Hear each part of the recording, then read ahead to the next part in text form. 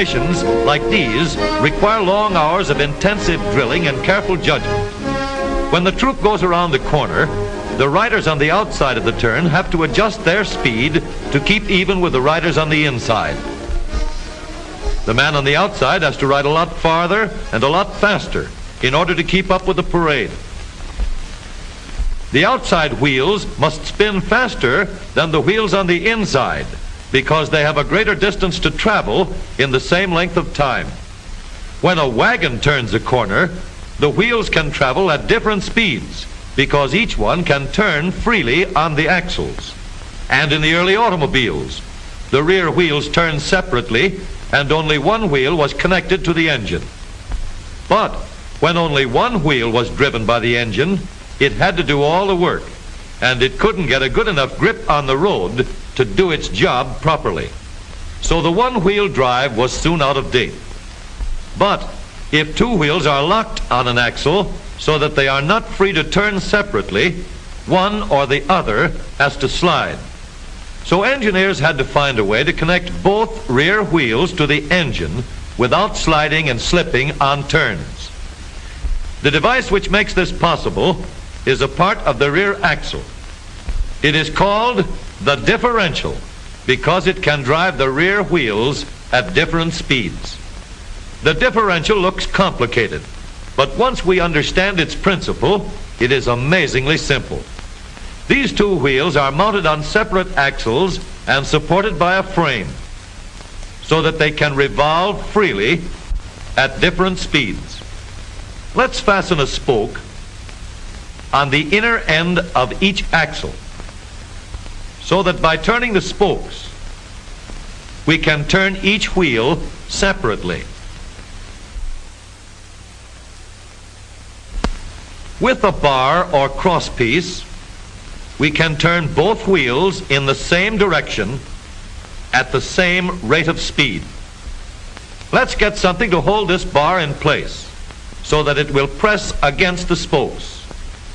Notice that this support is not locked to the axle. It turns freely. Now we can spin the wheels by rotating the support. This is fine as long as both wheels are able to turn at the same speed. But let's see what happens when we go around the corner.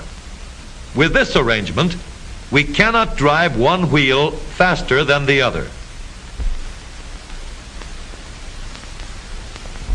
And if we stop one wheel, the other wheel won't budge.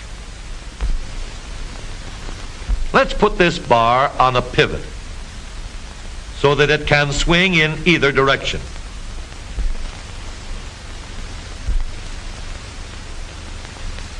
Now, the bar can still turn both wheels at the same speed. And because it pivots, it lets one wheel turn even when the other is stopped. But if turned too far, the bar will swing around until it won't drive the spokes that turn either wheel. We need another crossbar and more spokes to carry on the job. When we stop one wheel, the crossbars will continue to push the spokes of the free wheel around. As long as both wheels are free to turn, the bars do not swing on their pivot and the wheels move at the same speed. Now we have the working principles of a differential. To adapt the model for use in an automobile, we will have to make a few changes. In order to reduce the jerky action caused by wide spaces between the spokes, we will put in more spokes. Further filling in the spaces between the spokes gives steadier, more continuous action, and changing the shape gives firm, constant contact. Now we can make the gears thicker and stronger, and we have differential gears. The edges are cut so that they will fit together more smoothly and silently, and another gear is added to share the work of driving the axles. The principle is the same. In order to turn the support and drive the wheels, we can fasten a large gear here, connected by a smaller gear to a source of power.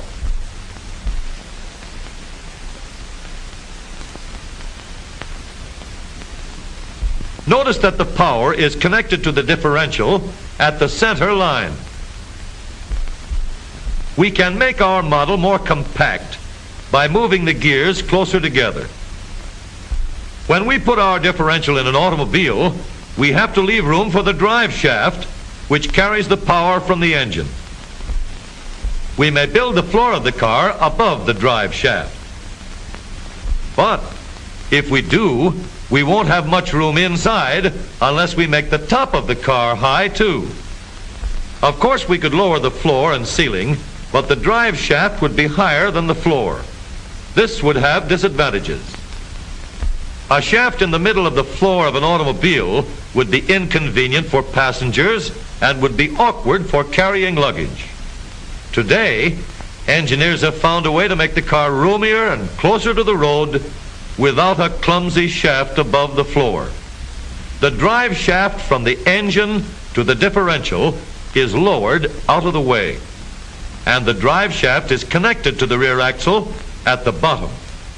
The new low center drive makes the rear axle quieter, stronger, and more durable because it gives better, smoother contact between the gears.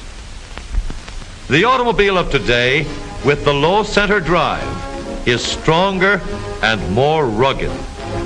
Every part of the rear axle has been built to withstand strains far greater than it will ever meet on the straightaway or around the corner.